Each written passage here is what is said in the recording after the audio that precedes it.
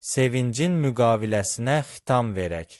Daha işləyə bilməyəcək və bu da bizim işimizin gedişatına problem yaradır. Sevinç xanımı işdən çıxarmaq bizə problem yaratmazmı? Problem olmaz. Siz onun müqaviləsinə xitam verin. Adım Sevincdir.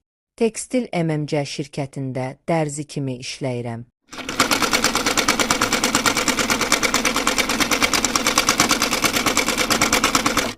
...12 sentyabr 2024-cü il işdə köynəkləri yuxarı qoymaq üçün pilləkənə çıxdım. Elə bu zaman pilləkəndən yıxıldım və qolumu zədələdim. Dərhal məni xəstəxanaya apardılar. Və qolumda sınıq olduğunu dedilər. Nəticədə fəaliyyət qabiliyyətimi itirmiş oldum. Bu məsələni iş yerimə bildirmişdir. Bu hadisədən 6 ay sonra mənə xəbər gəldi ki, əmək müqaviləmə xitam verilib. İndi mənim nə kimi hüquqlarım var? Sevinç xanım, sizin məsələdən bağlı onu bildirmək istəyirəm ki, işçinin əmək qabiliyyətinin itirilməsi və bu əsasla əmək müqaviləsinə xitam verilməsi məsələsində əsas məqamlardan biri budur ki, əmək qabiliyyətinin itirilməsinin 3 forması var.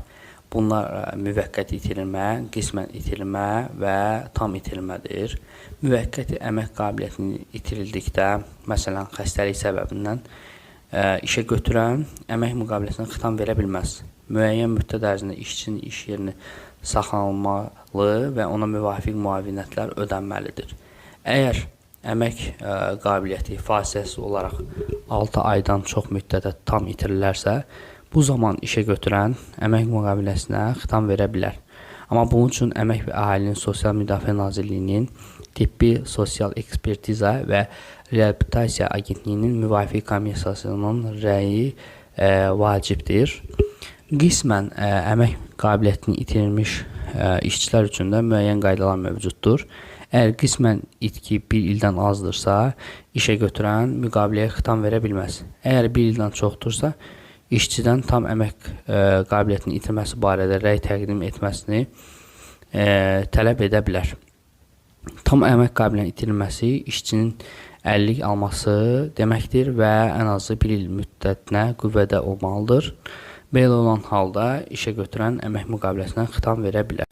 Sizin məsələ ilə bağlı onu bildirim ki, sizin müdürünüzün sizinlə olan əmək müqaviləsinə xitam verməsi qanunsuzdur.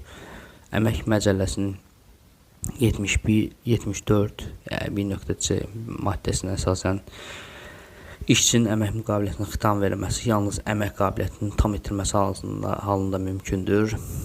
Sizdə isə qolunuz sınıb və bu sağalacaqdır. Sağaldıqdan sonra da siz əmək fəaliyyətinizə davam edə bilərdiniz.